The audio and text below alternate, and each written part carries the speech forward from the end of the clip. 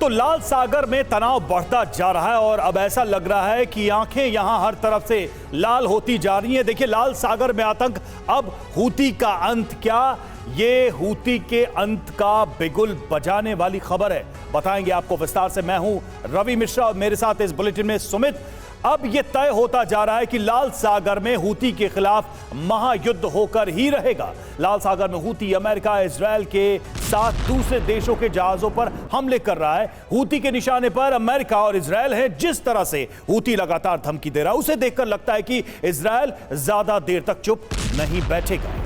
जी हां, इजराइल ज्यादा देर तक चुप नहीं बैठेगा और लाल सागर से विश्व युद्ध की चिंगारी भड़कनी शुरू हो गई है। लाल सागर में हूती ने कब्जा कर रखा है और हूती के पीछे ईरान का भी हाथ है। ईरान, अमेरिका, इजराइल से बदला लेना चाहता है और ईरान हूती के जरिए गाजा पर हमले का पूरा प्लान तैयार कर चुका है। मिडिल ईस्ट से इस युद्ध का विस्तार तय माना जा रहा है।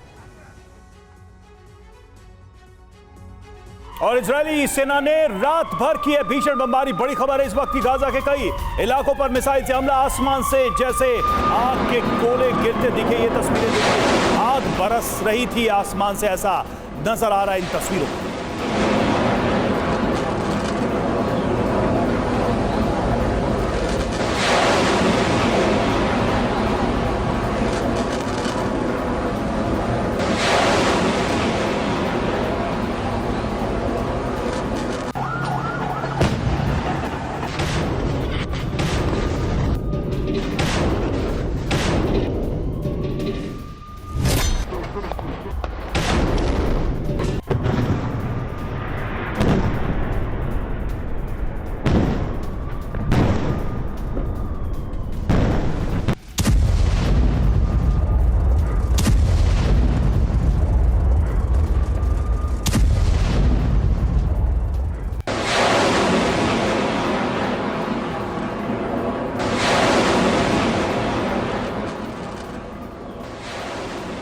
और ये देखिए तीन तस्वीरें। तस्वीर सुबह की है, 4 बजे की पहली तस्वीर जो आप देख रहे हैं, आसमान से कैसे गोले बरस रहे हैं, आग बरस रही। दूसरी तस्वीर सुबह 5 बजे की और तीसरी तस्वीर सुबह 8 बजे की, जब रात भर के हमलों के बाद यहां पर विनाश की तस्वीरें सामने आई।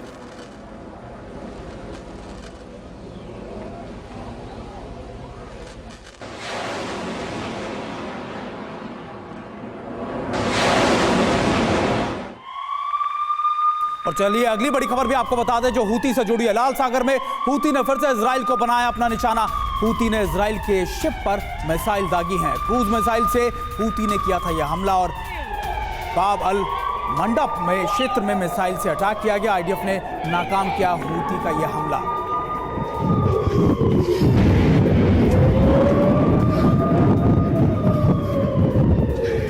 और देखिए, लाल सागर में हूती विद्रोहियों ने बचा रखा है आतंक। और यह भी आपको बताते कि हूती ने नॉर्वे की शिप को भी निशाना बनाया। लाल सागर में मालवाहक जहाज आग की लपटों में से घिर गया।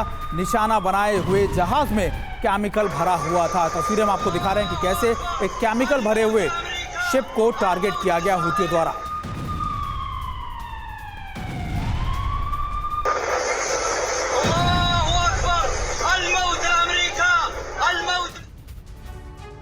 और हूती विद्रोही बार बार लाल सागर में अमेरिका, इजरायल के साथ फ्रांस के जहाज को भी निशाना बना चुका है। लाल सागर में हूती की चुनौती अमेरिका, इजरायल के लिए बड़ा खतरा बनता जा रहा है। तो लाल सागर में हूती का आतंक, जी हां, अमेरिका, इजरायल समेत कई देशों के लिए बड़ा खतरा है।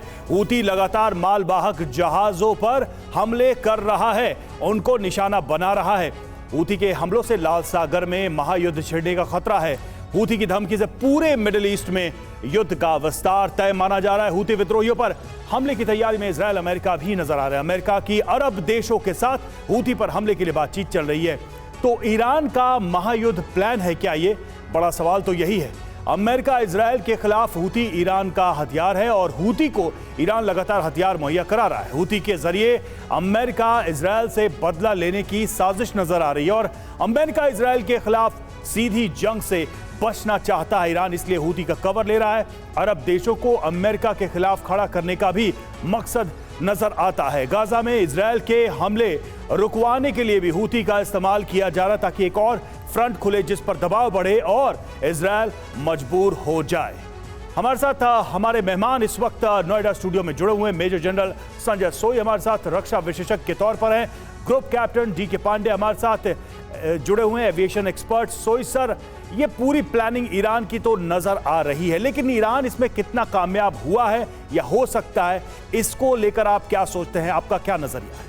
नहीं, बिल्कुल रवि, देखा जाए तो ये एक काफ़ी बड़ा चैलेंज है, ना केवल इजराइल के लिए बल्कि पूरी दुनिया के लिए। ईरान की और हूथी की इनकी कोशिश है कि इजराइल को आइसोलेट किया जाए और जो समुद्र के द्वारा उनको जो मदद मिलती है उसको किसी प्रकार से कम किया जाए। इसके कई इम्पैक्ट हैं, देखिए इसके इफेक्ट बहुत ज़्यादा हैं। देखिए, सबसे पहला तो है कि अगर पूरी दुनिया के तकरीबन 30% कंटेनर ट्रैफिक जो है, सी का ट्रैफिक है, सामान का, वो इस रास्ते से जाता है और तकरीबन 50 से 60 शिप रोज़, कमर्शियल शिप जो वो निकलते हैं। यानी कि अभी यहाँ पर 49 देश, 49 कंट्रीज़ का कंबाइंड मैरीटाइम फोर्स है जो कि वहाँ डिप्लॉयमेंट करने का प्लान हो रहा है। इंडिया ने भी अपना एक गाइडेड मिसाइल डिस्ट्रॉयर वहाँ भेज दिया, मारमुगाओ। वो डिस्ट्रॉयर वहाँ पहुँच गए ताकि इंडियन शिप्स की भी सुरक्षा की जाए। पहले जो एक शिप उठाया गया था, वहाँ से अगवा किया गया था, उसमें भी इंडिया की तरफ आ रहा था, उसका सामान आ रहा था।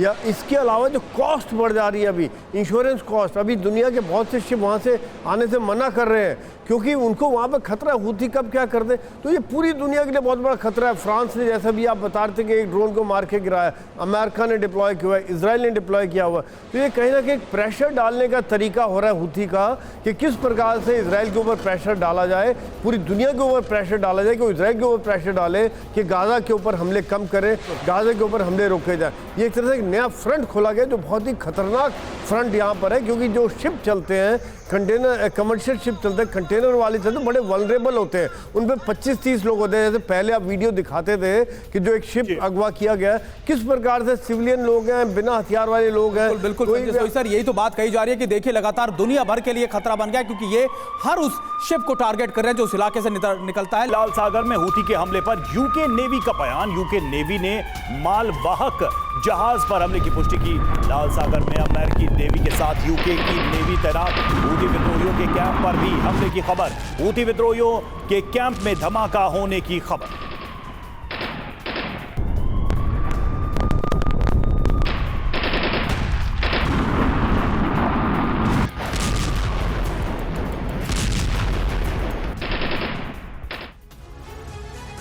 और देखिए लगातार हूथी विद्रोहियों का आतंक या फिर उनका डर लगातार दुनिया भर के देशों में बढ़ता जा रहा है और लाल सागर में आतंक बन चुके हैं हूथी। हम ये क्यों कह रहे हैं? क्योंकि देखिए लगातार लाल सागर में हूथी का खतरा क्यों बढ़ रहा है। 11 दिसंबर को शाम करीब 4 बजे हूथियों ने मिसाइल दागी। जी हां, अमेरिकी सेंट्रल कमांड का ये बयान है। हूथी विद्रोहियों ने एंटी शिप क्रूज मिसाइल से हमला भी किया। सेंट्रल कमांड अमेरिका कह रहे नॉर्वे की जहाज पर हमले के बाद आग लगने की सूचना मिली थी।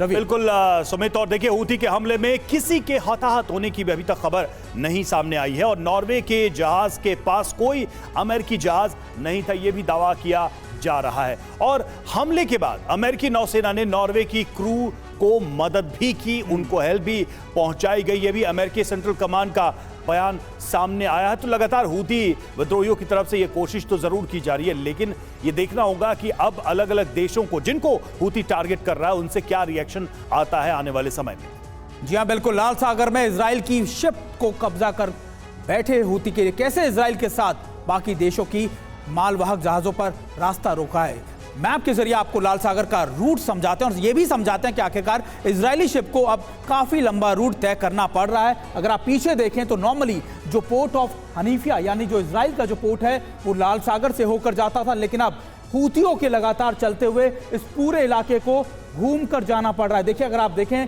कि इस रूट से लाल सागर में पुराना रूट ये था जहां से लगातार यमन से होते हुए हूथियों की तरफ से इजराइल की तरफ जाता था, और अब जो रूट है वो इस तरफ से है। यानी पूरा चक्कर अगर आप देखें लाल सागर से होता हुआ पीछे की तरफ से जाते हुए, यानी मिस्र की तरफ से जाते हुए, इजिप्ट की तरफ से लगातार इनके शिप गुजर रहे हैं। एक लंबा रूट लेना पड़ा और खास तौर पर इन इलाकों के अंदर जाते हुए ये भी तय किया जाता है कि इन शिप के साथ एक ऐसी वेसल रहे, एक ऐसे शिप रहे जो इनको एक कॉर्डन के तौर पर या फिर इनको एक सिक्योरिटी के तौर पर प्रोवाइड कर सके। रवि, बिल्कुल, देखिए इजराइल को सीधे जोड़ने वाला लाल सागर और वहीं से ये रूट जा रहा था जो अब पूरी तरह से डिसरप्ट हो चुका है, जैसा कि हम आपको बता भी रहे हैं। और देखिए 1000 किलोमीटर लंबा लाल सागर है जो रूट हम बता रहे हैं। यमन से इजराइल की दूरी की बात करें 1822 किलोमीटर इसकी लंबाई है। लेकिन अब जो दो रूट सुमित ने बताया भी थे, डॉटेड रूट जो आप देख रहे हैं वो पुराना था, येलो रूट नया था और काफी लंबा अब ट्रैवल करना। देखिए लगातार ये बहुत बड़ा कंसर्न है, ना सिर्फ इजराइल के लिए बल्कि कई देशों के लिए।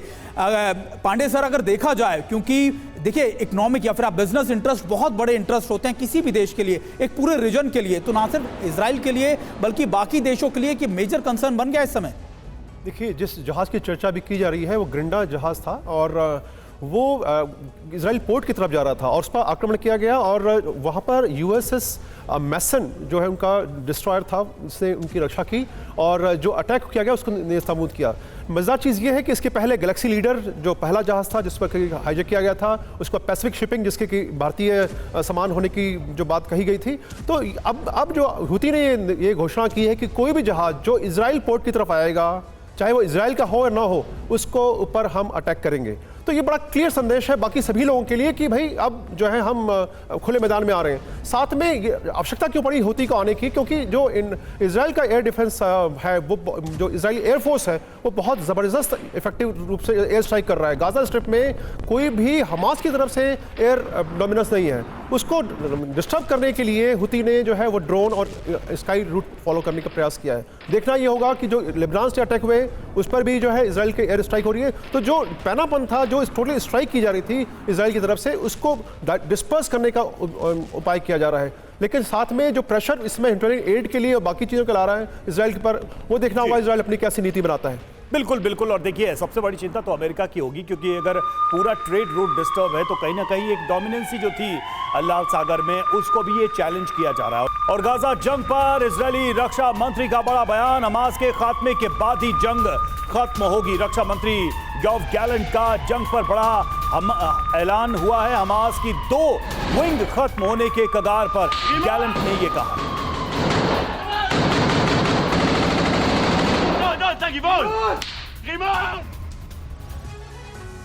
और देखिए इजराइल के रक्षा मंत्री योव गैलेंट ने जंग को लेकर ताजा बयान दिया है। आइए आपको दिखाते हैं क्या कुछ उन्होंने कहा है। देखिए इजराइल अपने लक्ष्य को हासिल कर ही मानेगा। ये उन्होंने साफ कर दिया कि इजराइल जिस लक्ष्य से जंग में उतरा था उसको पूरा करेगा। हमास को गाजा से खत्म करके ही इजराइल दम लेगा, यानी पीछे हटने वाला नहीं है इजराइल। हमास के खात्मे तक इजराइल के हमले जारी रहेंगे। रवि, बिल्कुल, देखिए हमास की जबालिया ब्रिगेड खत्म होने की कगार पर है, ये भी वो अपडेट दे रहे हैं इस ऐलान के साथ ही। और हमास की शज़ाइया बटालियन जल्द पूरी तरह से खत्म हो जाएगी। हमास के खात्मे का जो संकल्प है वो बार बार दोहराया गया है। जबालिया शज़ाइया में हमास के आखिरी गढ़ों को घेर लिया है, योव गैलेंट रक्षा मंत्री इजराइल कह रहे हैं।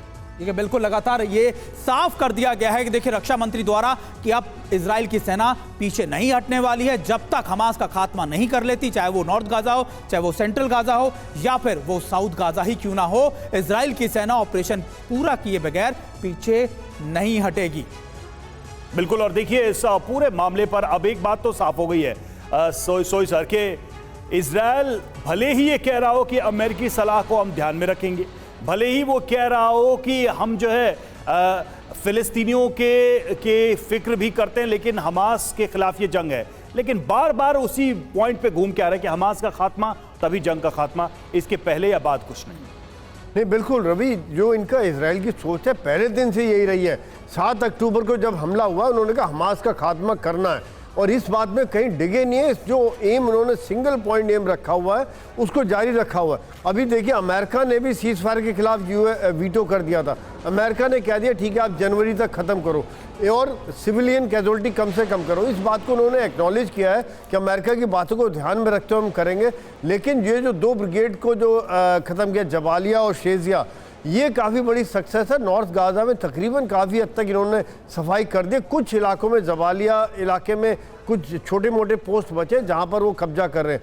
इजराइल की जो फिलॉसफी है वो ये कह रही है कि जो मिलिट्री प्रेशर जितना पड़ेगा गाजा के हमास के ऊपर, जितना उनके ऊपर डिस्ट्रक्शन होगा, उतना ही वो होस्टेज के लिए बात करने के लिए मानेंगे। और यही कारण है कि वो अटैक अपने पूरे जोर खोर से बरकरार रखे हुए हैं, क्योंकि तभी वो पिछली बार भी ये मानते हैं कि जो हमास तभी बातचीत की टेबल पर आया था जब उनके ऊपर सर इसलिए भी जरूरी है क्योंकि जवालिया ऐसा रिफ्यूजी कैंप है जिसमें दूसरे नंबर पे सबसे ज्यादा रिफ्यूजी वहां पर रहते हैं, बहुत बड़ी पॉपुलेशन है, और अगर वहां पर ऑपरेशन सक्सेसफुल रहा तो फिर आगे निकलना आसान हो जाएगा इजराइल के लिए भी। और लेबनान पर इजरायली हमले को लेकर सनसनीखेज खुलासा हुआ है। बड़ी खबर है, लेबनान पर हमले में फास्फोरस बम का इस्तेमाल। अमेरिका से मिले सफेद फास्फोरस बम से हमला। दक्षिण लेबनान पर इजरायल का हमला। लेबनान पर अक्टूबर में हुए हमले में 9 लोग जख्मी हुए थे। हमले में फास्फोरस बम का इस्तेमाल। यूएस मीडिया के हवाले से यह खबर सामने आ रही है।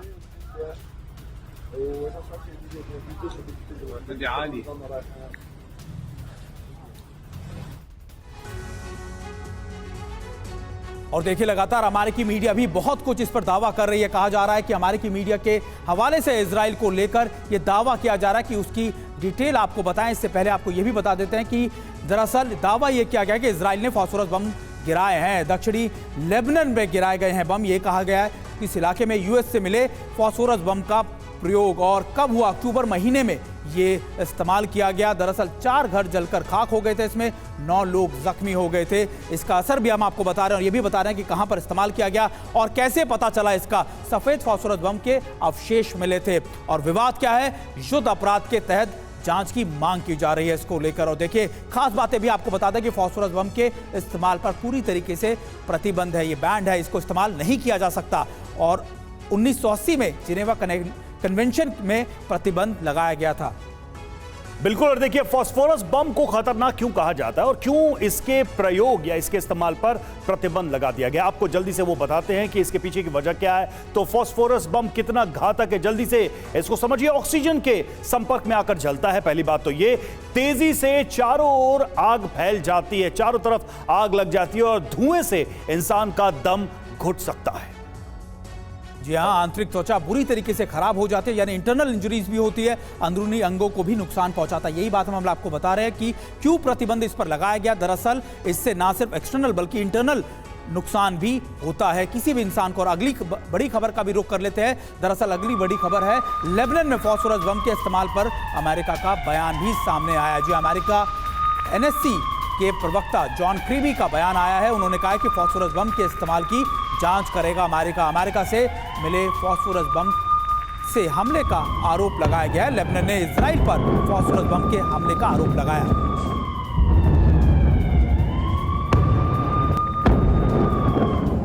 और ग्रुप कैप्टन पांडे सर, देखिए अगर देखा जाए फास्फोरस बम, ऐसे हमने रशिया और यूक्रेन के जंग में भी देखा कि कई ऐसे प्रतिबंधित वेपन्स का इस्तेमाल किया, बम्स का इस्तेमाल किया। ऐसा लगता है कि इजराइल अपने लक्ष्यों को पाने के लिए किसी भी हद तक जाने के लिए तैयार है इस समय, चाहे वो अमेरिका को बाईपास करना ही क्यों ना हो।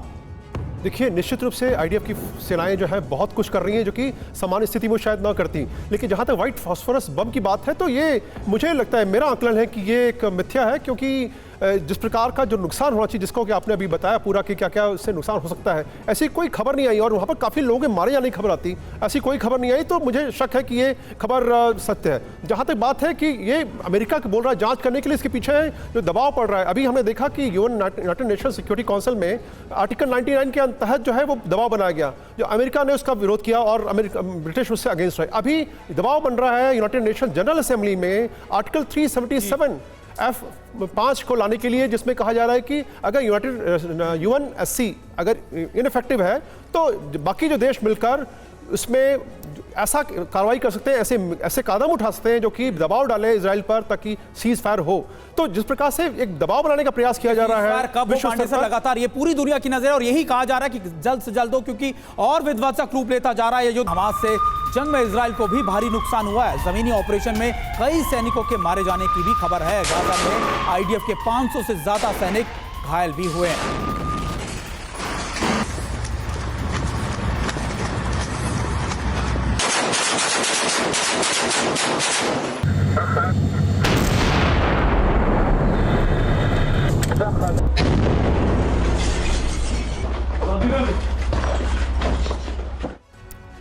और आइए अब आपको बताते हैं कि हमास के साथ युद्ध में इजरायल को कितना नुकसान हुआ है। गाजा में जमीनी ऑपरेशन के दौरान इजरायल ने अपने कई सैनिक खो दिए हैं। तो जल्दी से उन आंकड़ों पर भी नजर डालते हैं जो बताते हैं कि कितना नुकसान हुआ है इजरायल को। मौत की बात करें, 104 सैनिकों की मौत हुई है, 582 सैनिक घायल हुए हैं और गंभीर रूप से 133 सैनिक इसमें घायल हैं। तो ये इजरायल को नुकसान हुआ है। और युद्ध की बात करें, युद्ध में अब तक कितना नुकसान हुआ है, तो अभी तक सैनिकों की मौत हुई है 433, घायल सैनिकों की संख्या है 1645 और गंभीर रूप से घायल सैनिकों की संख्या है 261। तो इस तरह से इजरायल को भी इस ऑपरेशन के दौरान और इस पूरे युद्ध में नुकसान हुआ है। ये बिल्कुल रवि, देखिए लगातार इजराइल को भी नुकसान हो रहा है। इसी बीच एक और बड़ी खबर आ रही है कि इजराइल हमास के बीच विध्वंसक जंग जारी है। पूरी गाजा पट्टी में आईडीएफ की बमबारी की जा रही है। मिस्र की तरफ भी पलायन बढ़ने की आशंका जताई जा रही है। और देखिए लगातार कहा जा रहा है कि जो साउथ गाजा में लोग हैं वो अब कहां जाएंगे, तो उनके मिस्र जाने की बात यानी इजिप्ट जाने की बात कही जा रही है और कहा यह जा रहा है कि जल्दी वो इजिप्ट की तरफ रुख कर सकते हैं।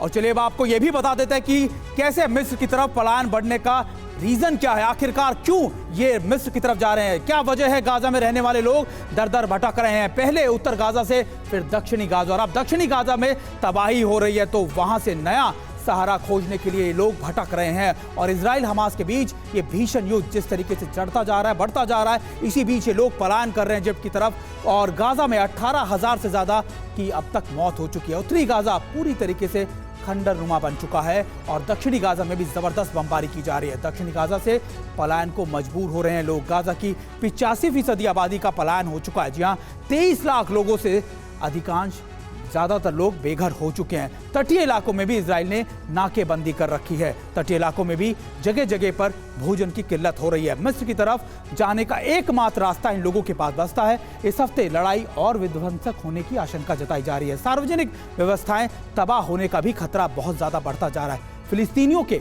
मिस्र की तरफ पलायन की आशंका और बढ़ गई है और ये लगातार लोग जो हैं वो इस तरीके से बमबारी और भुखमरी का सामना कर रहे हैं। भुखमरी, महंगाई, तबाह घर, यही है इस समय गाजा पट्टी की नई तस्वीरें जो लगातार हम अपने दर्शकों तक पहुंचा रहे हैं।